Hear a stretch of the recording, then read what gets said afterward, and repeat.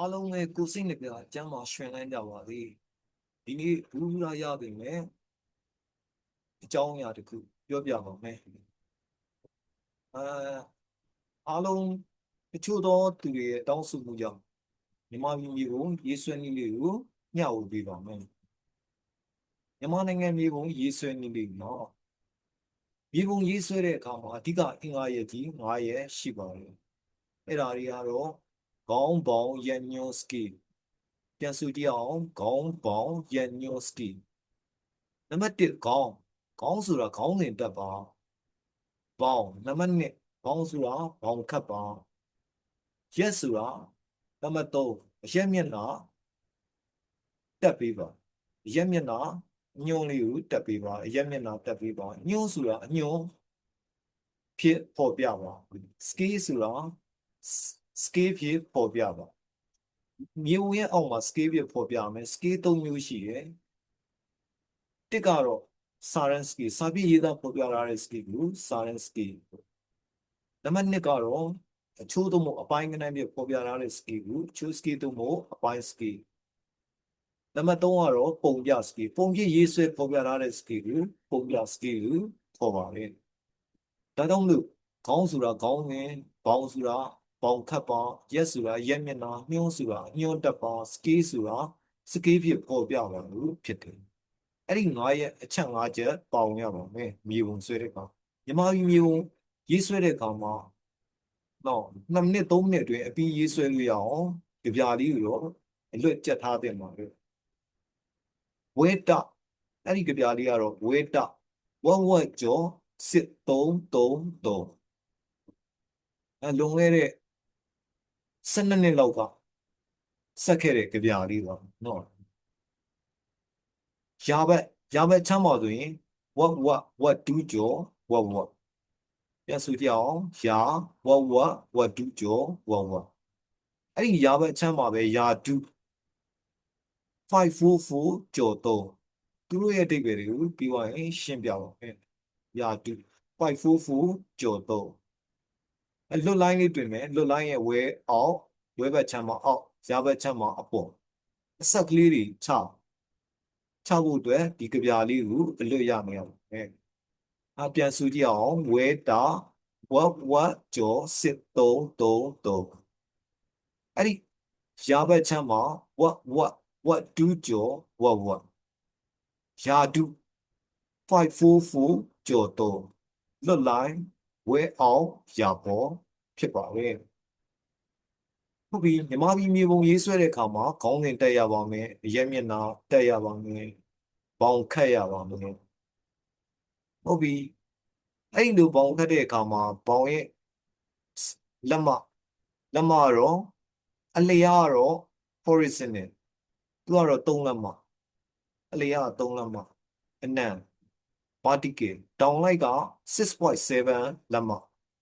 6.7လက်မ3လက်မကိုတဝက်ဝက်မယ်ခုဘက်1.5ဒီဘက်1.5 1.5နှစ်ခုပေါင်းလိုက်တော့3လက်မဖြစ်တယ်ဟုတ်ပြီအဲ့ဒီအပေါ်ဆုံးကအကွက်ကလေးက0.6 တချို့ပေတံတွေက6စိတ်တချို့ပေတံတွေက12စိတ်ရှိပါလေလက်မပေတံမှာတချို့ပေတံတွေက6စိတ်တချို့ပေတံတွေက12စိတ်ဒါကို 0.6 ကျန်တာတွေက1လက်မ2လက်မ3လက်မ4လက်မ5လက်မအောက်ဆုံးကတော့1.1ဖြစ်ပါတယ်အပေါ်ဆုံးက0.6ကျန်တာတွေက1လက်မ1လက်မ1လက်မ1လက်မအောက်ဆုံးက1.1ဆိုတော့စုပေါင်းဘယ်လောက်ရှိလဲဆိုရင်6.7လက်မရှိပါဘူး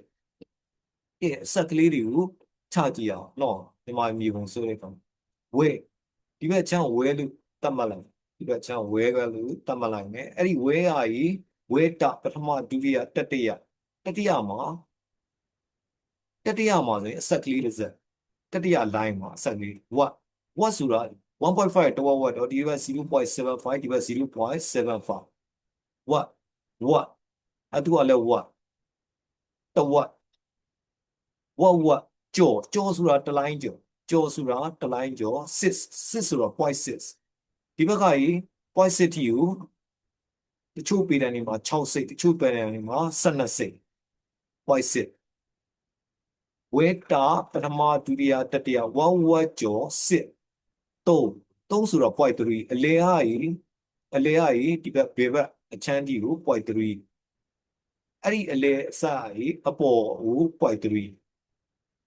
ဟိုးအပေါ်ကကြီးညာဘက်အချမ်းရောက်သွားတယ်သူကလည်း 0.3 အဲ့တော့မလို့ဒီဘက်ဝဲဘက်အချမ်းမှာဆိုရင်ဝဲတာဝက်ကျော်တစ်ခုကျော်တစ်လိုင်းကျော်6 3 3ဒီဘက်ရာဘက်ချမ်းမှာဆိုရင်ခုနတော့ကြပြားလေးအလွတ်ရမယ်ဆိုရင်ဝက်2ကျော်ဆိုတာ2လိုင်းကျော်ဝက်2ကျော်2လိုင်းကျော်ဝက်ရစုပြမယ်ရာဝက်2ကျော်ဝက်အဲ့ဒီရာဘက်ချမ်းမှာပဲရာဒုပထမဒုတိယဒီဘက်ညာဘက်ချမ်းကြီးအတွင်းထဲကို0.5ဒီဘက်က4ဒီအလဲရဒီတီကို0.4ဆိုတော့တချို့တွေက40တချို့တွေက80တချို့ပြည်တန်တွေက80 544ကျော်ဆိုတာတစ်ခုကျော်ဒီကကျော်ပြီးတဲ့အခါမှာနောက် line တစ် line တော့ 0.3ကျော်3ပြန်စုပြမယ်ယာတုပထမဒုတိယ544ကျော်3လွတ် line လေးတစ် line တွေ့မယ်လွတ် line ရဲ့အောက်ဝဲဘက်ချမ်းမှာအောက်ရာဘက်ချမ်းမှာဝင်ပေါ်ဟုတ်ပြီအဲ့လိုမြန်မာပြည်မြေပုံစဆွဲတဲ့အခါမှာအဆက်ကလေးတွေကိုဆက်ကြည့်ရနော်ဆက်ကြည့်တဲ့အခါမှာအဲ့စဆွဲမယ်ဆိုရင်နက်မြက်ပေါ့ဝဲဘက်ချမ်းရဲ့အောက်ကစဆွဲမယ်စဆွဲတဲ့အခါမှာနက်မြက်ဝကြီးမော်တင်သုံးငူတီကိုရခိုင်ကမ်းရိုးရန်ဘာကမ်းရိုးရန်ရခိုင်ကမ်းရိုးရန်ဟုတ်ပြီအပေါ်တက်မယ်အပေါ်တက်တဲ့ကလေးတဲ့တစ်ထစ်နှစ်ထစ်သုံးထစ်လေးထစ်ပထမတစ်ထစ်တီကိုရခိုင်ရိုးမောက်မှာဆိုရင်အမြင့်ဆုံးတောင်ကစွန်တောင်တစ်ထစ်ကျော်တာနဲ့နှစ်ထစ်သုံးဒီသုံးထစ်ကချင်းတောင်ထဲမှာဆိုအမြင့်ဆုံးတောင်ကနတ်မတောင်မြန်မာတွေကခေါ်တယ်နတ်မတောင်ချင်းတွေကခေါ်တယ်ခေါနုတောအင်္ဂလိပ်ဖုန်းတော်ကြီးတွေကနာမည်ပေးထားတယ်အင်္ဂလိပ်တွေကခေါ်တယ်ဝီတိုရီယာတောင်ပါမယ်အမြင့်ဆုံးတောင်ဖြစ်ပါတယ်အဲ့ဒီလေးတွေကြော်တာနဲ့ဒီမှာကမဏိပူရကုန်းမြင့်တောင်ကန်းတွင်ပြောက်သွားပြီးတော့ကုန်းမြင့်တယ်မဏိပူရကုန်းမြင့်မှာဆိုရင်ဒီဘက်ကတမူအိန္ဒိယကိုထွက်ပေါက်တမူအင်ဖာလန်ကိုအိန္ဒိယနိုင်ငံထွက်ပေါက်ရှိတယ်အဲ့ဒီကအပေါ်တက်သွားရင်တောင်တန်းကြီးပြန်ဖြစ်လာတယ်အဲ့ဒီနောက်ဘက်တောင်တန်းကြီးဆိုရင်ဒီမှာဆိုရင်နာဂတောင်တန်းရဲ့အပေါ်မှာဆိုရင်ပတ်ကွိုင်တောင်တန်းအဲ့ဒီပတ်ကွိုင်တောင်တန်းမှာဆိုရင်အိန္ဒိယနဲ့ဆက်သွယ်ထားတဲ့လီဒူလမ်းမှာကြီးရှိပါတယ်အဲ့ဒီပတ်ကွိုင်တောင်တန်းမှာအမြင့်ဆုံးတောင်ကဆာရာမေရီတောင်ဖြစ်ပါတယ်ဒီတော့ 0.3 အဲ့ဒီကအပေါ် 0.3 ကချင်ပြည်နယ်မြောက်ပိုင်းအမြင့်ဆုံးတောင်မြန်မာနိုင်ငံမြောက်ဘက်အမြင့်ဆုံးမှာရှိတယ်အမြင့်ဆုံးတောင်ဖြစ်တဲ့ခါကာပူရာစီဂလန်ယာစီကရေဝေးရေလဲတောင်ဖြစ်ပါတယ်ဟောအဲ့ဒီခါကာပူရာစီဂလန်ယာစီကချင်ပြည်နယ်အရှေ့ဘက်လဲရောက်ရောပန်ဝါမှာဆိုရင်မြေရှားတထုတွေထွက်ပါတယ်အဲ့ဒီကချင်ပြည်နယ်တောင်ပိုင်းကိုလည်းပြန်ဆင်းလာရောဒီမှာတစ်ဆင့်ဆက်ဆွဲမယ်ဆိုရင်ဗမော်ရှမ်းပြည်မြောက်ပိုင်းမူဆယ်နန်းခမ်းအဲ့ဒီရှမ်းပြည်အရှေ့ပိုင်းမှာတစ်ဆင့်ရှမ်းပြည်တောင်ပိုင်းမှာတစ်ဆင့်ကယားပြည်နယ်ရောက်လာပြီ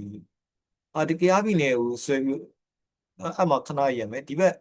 ခုနတော့ကနတ်မြဝကြီးမော်တင်ဆုံးငူတီကိုရခိုင်ကမ်းရိုးတန်းဒီကမော်တင်ဆုံးငူဝကြီးမုတ်တမဝိတီကိုမြဝကျွန်းပေါ်ကမ်းရိုးတန်းအဲ့ဒီမုတ်တမဝိကြီးဟိုးကော့တောင်းငူတီကိုတနင်္သာရီကမ်းရိုးတန်းဒါကြောင့်မို့မြန်မာနိုင်ငံကဆိုရင်ကမ်းရိုးတန်းအရှေသုံးငူကြီးကိုပိုင်ဆိုင်ပါတယ်ကမ်းရိုးတန်းအရှေနတ်မြဝကြီးမော်တင်ဆုံးငူကမုတ်တမဝိရဲ့ကော့တောင်းတီကိုကမ်းရိုးတန်းအရှေပေါ့2200ကီလိုမီတာရှည်လျားပါပဲအဲ့ဒါကဒီဘက်ကိုကြည့်လိုက်တော့လက်မြဝဒီဂရီလေးတစ်ထစ်ကရင်နှစ်ထစ်မြောက်တီကိုဘင်္ဂလားဒေ့ရှ်နိုင်ငံနှစ်ထစ်ကျော်တာနဲ့အိန္ဒိယတို့မြန်မာနိုင်ငံတဝက်ထိကိုရောက်နော်အဲ့ဒီတဝက် အပေါ်အထိကိုပြန်ဆုံးမဲ့တရုတ်ပြည်သူ့သမ္မတနိုင်ငံဘယ်အထိတောင်းလဲဆိုရင်ဟိုတောင်မှန်ရှမ်းပြည်နယ်အရှိတောင်မှန်လေးအထိကိုတောင်းအဲ့ဒီတောင်မှန်လေးကမှတစ်ဆင့်နော်အဲ့ဒီတောင်မှန်မှာလေလာအိုပြည်သူ့ဒီမိုကရက်တစ်သမ္မတနိုင်ငံအဲ့ဒီလာအိုပြီးရင်အောက်တောက်လျှောက်ဟာထိုင်းနိုင်ငံဖြစ်ပါတယ်အဲကြောင့်မလို့မြန်မာနိုင်ငံအိန္ဒိယနိုင်ငံ၅နိုင်ငံနဲ့နယ်နိမိတ်ချင်းထိစပ်လျက်ရှိပါဒီနတ်မြဟာဆိုရင်ဒီကြားထဲမှာရှိတဲ့နတ်မြဟာဆိုရင်မြန်မာနဲ့ဘင်္ဂလားဒေ့ရှ်ရဲ့နယ်နိမိတ်မြစ်ဖြစ်ပါတယ်နောက်တစ်ခါရှမ်းပြည်အရှေ့ပိုင်းမှာရှိတဲ့တောင်ပန်လေးမှာဆိုရင်လာအိုနိုင်ငံနဲ့နယ်နိမိတ်မြစ်ကမဲခေါင်မြို့ဖြစ်ပါတယ်အဲဒီမှာဆိုရင်ကယားပြည်နယ်နဲ့ထိုင်းနိုင်ငံနယ်နိမိတ်မြစ်ကတော့တန်လွင်မြစ်ဖြစ်ပါတယ်ဒီနားမှာမြဝတီမဲဆောက်ဒီကမြဝတီအမှတ်1တရားအမှတ်2တရားကိုရင်မဲဆောက်ဟာဘာမြစ်ကိုဖြတ်မလဲဆိုရင်တောင်ရင်းမြစ်ကိုဖြတ်မယ်တောင်ရင်းမြစ်ဆိုရင်မြန်မာနဲ့ထိုင်းရဲ့နယ်နိမိတ်မြစ်ဖြစ်ပါတယ်နောက်တစ်ခါဆက်ကော့တောင်းအိမ်မှာတစ်ဆင့်ယူရီးယားရနောင်းတွေကိုတောင်းမယ်ဆိုရင်တာချန်မြစ်ကိုဖြတ်ရတယ်အဲကြောင့်မလို့မြန်မာနိုင်ငံမှာနယ်နိမိတ်မြစ်5စင်းအဲ့ဒီခုနကတော့နတ်မြစ်ကစားတဲ့အခါလေကလေးနဲ့ဘင်္ဂလားဒေ့ရှ်အိန္ဒိယတရုတ်လာအိုထိုင်းအဲ့ဒီကုန်းနယ်နိမိတ်က6300ကီလိုမီတာရှည်လျားပါအပြည်ပြည်ဆိုင်ရာကုန်းနယ်နိမိတ်က6300ဖြစ်ပါတယ်ဒါလေးတွေကလည်းသိထားတယ်မှာပဲမြန်မာနိုင်ငံမှာအဓိကထင်ရှားတဲ့မြစ်ကြီး၄စင်းရှိပါတယ်အဓိကမြစ်ကြီးကတော့ဧရာဝတီမြစ်ကြီးနောက်ခခပူရာဒီကလန်ယာဒီဟာစတင်စီးဆင်းလာတဲ့အရှိယာမေခနောက်ကမလိခမလိခမြစ်စုံပြီးတော့ဧရာဝတီမြစ်ကြီးစတင်ဖြစ်ပေါ်လာပထမတကွေးကဗမော်ဧရာဝတီမြစ်ရှိရဗမော်အနောက်ဘက်ကကတ္တာဒုတိယတကွေးကမန္တလေးအဲ့ဒီမန္တလေးရဲ့အောက်ကိုဆက်ဆင်းလာမယ်ဆိုရင်ပုဂံမြင်းချံဒီဘက်မြင်းချံဟိုဘက်ကကျွဲချံတော့မဟုတ်ပါဘူးနော်ပခုတ်ကူမြို့အဲ့ဒီမြင်းချံနဲ့ပခုတ်ကူမြို့မှာပဲချင်းတွင်းမြစ်ကြီးရပဲဧရာဝတီမြစ်ထဲကိုအနောက်ဘက်ကစီးဝင်မှာဒီမှာချင်းတွင်းမြစ်အဲ့ဒီချင်းတွင်းမြစ်ကြီးရဆိုရင်ဧရာဝတီမြစ်ထဲကိုအနောက်ဘက်ကစီးဝင်မှာမြင်းချံနဲ့ပခုတ်ကူကြားမှာနော်အဲ့ဒီချင်းတွင်းမြစ်ကိုမြစ်ဖျားပိုင်းကိုတနိုင်းခါလို့ခေါ်ပါမြစ်ဖျားပိုင်းကိုဗာမြစ်လို့ခေါ်တော့တနိုင်းခါမြစ်ဆိုရင်ကုမွန်တောင်မှာမြစ်ဖျားခံပါအဲကြောင့်မလို့ချင်းတွင်းမြစ်ကြီးရဆိုရင်တနိုင်းခါမြစ်ဖျားပိုင်းကိုတနိုင်းခါလို့ခေါ်ကုမွန်တောင်မှာမြစ်ဖျားခံပါအဲ့ဒီချင်းတွင်းမြစ်ကြီးရဆိုရင်ဧရာဝတီမြစ်ရဲ့အဓိကမြစ်လက်တက်ကြီးဖြစ်ပါလို့ဧရာဝတီမြစ်ကြီးနဲ့ပေါင်းစုံပြီးဧရာဝတီမြစ်ကြီးဖြစ်စီးဆင်းလာပြီးတော့ပြီးရရင်မှတစ်ဆင့်နော်ဒီဘက်မှာဆိုရင်တာရဝေါဧရာဝတီမြစ်ရဲ့ရှေ့ဘက်မှာတာရဝေါအနောက်ဘက်မှာဟင်္ဒရာအဲ့ဒီအိမ်မှာမြစ်ခွဲပေါင်းများစွာနဲ့ဧရာဝတီမြစ်ဝကျွန်းပေါ်ကြီးဖြစ်ပေါ်လာတာနော်ဒါကတော့ဧရာဝတီမြစ်ရဲ့ချင်းတွင်းမြစ်ရဲ့ဒုတိယမြစ်တစ်စင်းကတော့စစ်တောင်းမြစ်ဆိုရင်အနောက်ဘက်မှာပဲခူးရိုးမှာအရှေ့ဘက်မှာရှမ်းကုန်းမြစ်ဒါကြောင့်မလို့သူကလည်းရေအတက်အကျမြန်တဲ့မြစ်တစ်စင်းဖြစ်ပါရေတက်ကြမြန်တဲ့ကြောင့်တမောသွားလာရမှာခက်ခဲမှုရှိတဲ့ကြောင့်တက်ဝါဖောင်မျောရန်သုံးပါပဲစတုတ္ထမြစ်ကြီးကတော့ခုနကတော့စစ်တောင်းမြစ်ကဆိုရင်ဗမာစီးဝင်လဲဆိုရင်မုတ်တမောက်ကွေမှာစီးဝင်ပါတယ်မြစ်ဝကျရှိတဲ့မြစ်ဒဇင်းလုံးမြာဆိုရင်စစ်တောင်းမြစ်ဖြစ်ပါစတုတ္ထမြောက်မြစ်ကတော့တရုတ်ပြည်မှာစတင်စီးဆင်းလာတဲ့တရုတ်ပြည်ကနုမြစ်လို့ခေါ်တယ်သူတို့ကတော့နုကျန်းပေါ့နော်နုကျန်းအဲ့ဒီနုကျန်းဆိုရင်မြန်မာနိုင်ငံထဲလည်းရောက်ရောတန်လွင်မြစ်ကြီးဖြစ်လာတန်လွင်မြစ်ကြီးဆိုရင်ရှမ်းပြည်မြောက်ပိုင်းအလယ်ပိုင်းတောင်ပိုင်းကိုဖြတ်တန်းစီးဆင်းရတဲ့ကြောင့်တောင်ကုန်းတောင်တန်းတွေဖြတ်တန်းစီးဆင်းရတဲ့ကြောင့်ရေတကုန်းတွေရေမော်တွေပေါ်များပါတယ်အဲ့ရှမ်းပြည်တောင်ပိုင်းမှာတစ်ဆင့်ကယားပြည်နယ်နဲ့ထိုင်းနိုင်ငံနယ်နိမိတ်မြစ်တစ်ဆင့်လည်းဖြစ်ပါတယ်သူကမှာစစ်နော်တန်လွင်မြစ်ကြီးကဆက်လက်တောင်ပိုင်းကိုဆက်စီးပြီးတော့ဘလူးကျွန်းမှာဆုံးပါတယ်ဘလူးကျွန်းအိုင်မှာတစ်ဆင့်မုတ်တမောက်ဝိကပ်ပလီပင်လယ်အော်တွေကိုစီးဝင်ဒါဆိုရင်မြန်မာနိုင်ငံရဲ့နော်မြေပုံလေးဒီအချက်လက်တွေကိုသိမှဆိုရင်မြန်မာနိုင်ငံမြေပုံအလွယ်တကူဆွဲလို့ရအောင်အားလုံးတော့နားထောင်ပေးတဲ့အားလုံးကျေးဇူးတင်ပါတယ်